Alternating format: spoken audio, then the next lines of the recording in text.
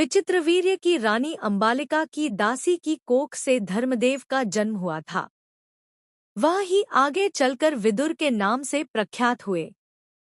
धर्मशास्त्र तथा राजनीति में उनका ज्ञान अथाह था।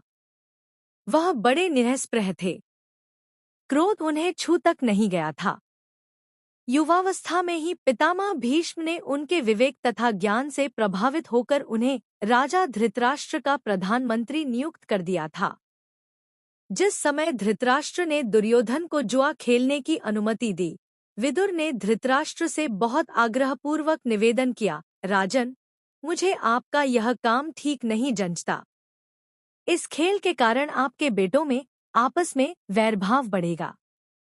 इसको रोक दीजिए। धृतराष्ट्र विदुर की बात से प्रभावित हुए और अपने बेटे दुर्योधन को अकेले में बुलाकर उसे इस कुचाल से रोकने का प्रयत्न किया। बड़े प्रेम के साथ वह बोले, गांधारी के लाल, विदुर बड़ा बुद्धिमान है और हमेशा हमारा भला चाहता आया है। उसका कहाँ मानने में ही हमारी भलाई है। वत्स, जुआ खेलने का विचार छोड़ दो। विदुर कहता है कि उससे विरोध बहुत बढ़ेगा और वह राज्य के नाश का कारण हो जाएगा।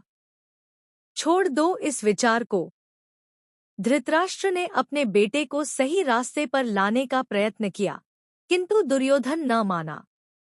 वृद्ध धृतराष्ट्र अपने बेटे से बहुत स्नेह करते थे।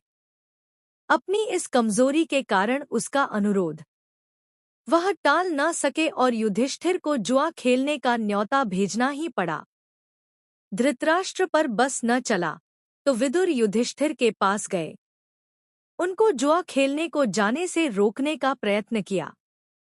युधिष्ठिर ने विदुर की सब बातें ध्यानपूर्वक सुनी और बड़े आदर के साथ बोले, चाचा जी, मैं यह सब मानता हूँ, पर जब काका धृतराष्ट्र बुलाए तो मैं कैसे इनकार करूं? युद्ध या खेल के लिए बुलाए जाने पर न जाना क्षत्रिय का धर्म तो नहीं है। यह कहकर युधिष्ठिर क्षत्रिय कुल की मर्यादा रखने के लिए जुआ खेलने गए।